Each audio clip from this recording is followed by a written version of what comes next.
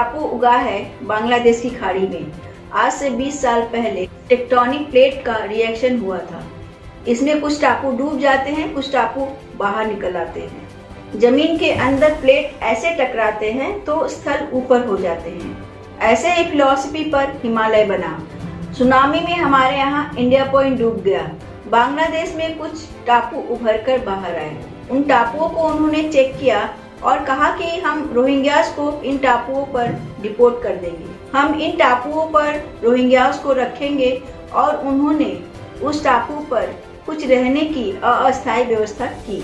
Rohingyas लगातार चिल्ला रहे हैं, पर बांग्लादेश ने ये कहा कि जिस भी कंट्री को उन रोहिंग्यास के लिए दर्द हो रहा है वो उन टापुओं पर जाकर उनको सहायता दे।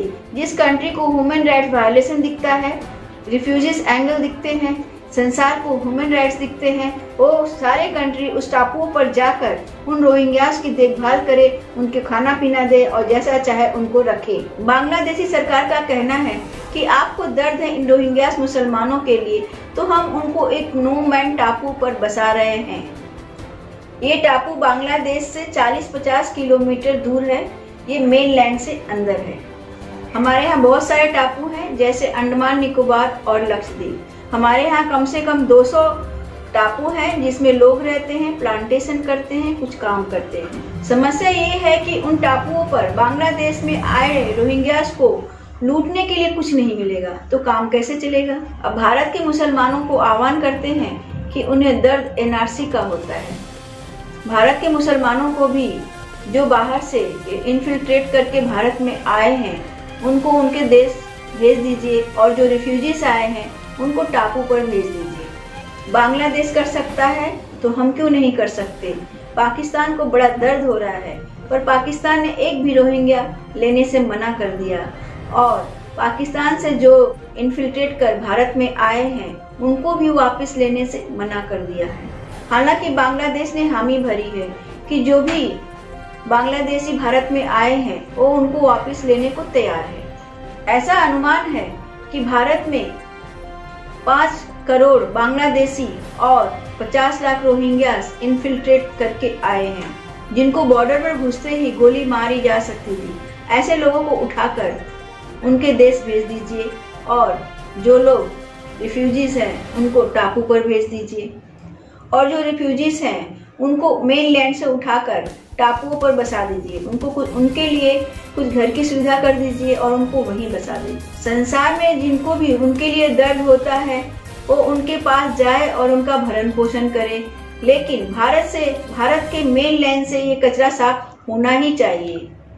बांग्लादेश ये कचरा साफ कर रहा है।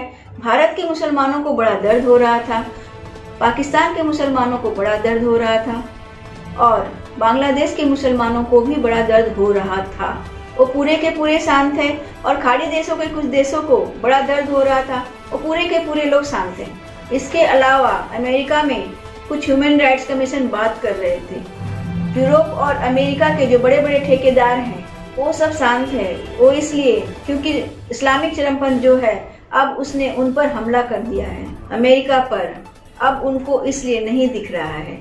राजनीति करते हुए वो हम पर शिफ्ट कर सकते हैं कि आप ह्यूमन राइट्स के वायलेशन कर रहे हैं, आप रिलीजन फ्रीडम नहीं दे रहे हैं। तो उसका एक अच्छा तरीका बांग्लादेश ने निकाला है। हमें लगता है कि हमारे देश को भी निकाल लेना चाहिए। मेन लैंड पर एनआरसी करके इनको हम कहेंगे कि हम इनको नहीं निकालेंगे, इनको जो इलीगली आए उनको हम वापस भेजेंगे, और जो रिफ्यूजीज हैं उनको हम टापू पर शिफ्ट करेंगे और इनको मेन लैंड पर नहीं आने देंगे। बांग्लादेश में ऐसे रोहिंग्या जिनके लिए व्यवस्था की जा रही है, जिनको डिपोर्ट किया जा रहा है टापुओं पर, अब वो चिल्ला रहे हैं। अब वे भारत की ओर रुख कर रहे हैं, इंडोनेशिया मलेशिया की ओर रुख कर रहे हैं, और इंडोनेशिया मलेशिया की ओर जाते वक्त पूरी की पूरी नाव डूब गई। ऐसी घटनाएं सुनने में आई। पिछले 6 वर्ष से वे भारत में इन्फिल्ट्रेट नहीं कर पा रहे हैं। बांग्लादेश से हमारा जो बॉर्डर का डिस्प्यूट था उसे नरेंद्र मोदी जी ने बॉर्डर डिस्प्यूट सॉल्व करके वहां पर बॉर्डर लगा दिया है। इसलिए अब मुश्किल है, बड़ा मुश्किल होगा भारत में एंट्री मारना। इसलिए अब रोहिंग्यास का क्या होगा ये तो संसार का मुस्लिम जगत ही बताएगा। हालांकि हिंदुस्तान का मुस्लिम, पाकिस्तान का मुस्लिम और बांग्लादेश का मुस्लिम बेसिकली राम के वंशज हैं, बेसिकली हिंदू है। इसलिए इनको रोहिंग्या से ज्यादा कुछ लेना देना नहीं होना चाहिए, क्योंकि रोहिंग्या भारतीय मुसलमान नहीं है, रोहिंग्या हिंदू मुसलमान नहीं है। वो हिंदू जो अपने पूर्वज अरब में ढूंढने जाते हैं, खाड़ी देशों में ढूंढने जाते हैं, इसलिए वो परेशान हो सकते हैं, क्योंकि उनके पूर्वज राम और कृष्ण हैं। तो वो हिंदू अपने पूर्वज गलत जगह पर ढूंढेंगे तो उनका भटकना स्वाभाविक है। तो भटके हुए इंसान हिंदुस्तान में हैं, जो अपने पूर्वजों को नहीं ढूंढ पा रहे हैं कि उनकी विरासत कहाँ से आई है। इसलिए उनको डर लग रहा है, क्योंकि वो अपने पूर्वज ढूंढ नहीं पा रहे हैं, तो उन्हें लगता है कि कहीं उनके साथ कुछ गलत ना हो जाए, ऐसा ना हो कि मेरे साथ कोई समस्या हो जाए, क्योंकि उनको ये कॉन्फिडेंस नहीं है, क्योंकि उलेमाओं ने ये बात सिद्ध कर दिया है। बहुत सारे इस्लाम के ठेकेदारों ने उन्हें बरगला रखा है कि भैया तुम्हारे पूर्वज हिंदू नहीं थे, हिंदुस्तान से तुम्हारा कोई ज्यादा नाता नहीं रहा है, जमीन तुम्हारी है, इस जमीन पर तुम्हें रहना है, बाकी तुम्हारे पूर्वज तो कहीं और हैं। अब वो पूर्वज अपने वहाँ ढूंढेंगे तो वहाँ वाले अपने पूर्वज आपको क्यों दे देंगे, इसलिए समस्या खड़ी होना स्वाभाविक है। हमें लगता है जो सॉल्यूशन बांग्लादेश ने निकाला है, भारत को भी उस सॉल्यूशन पर विचार करना चाहिए। उस सॉल्यूशन पर भारत देश को भी विचार करना ही चाहिए। हमारे चैनल को लाइक करिए, सब्सक्राइब करिए और शेयर करिए। कमेंट में जय हिंद जरूर लिखिए।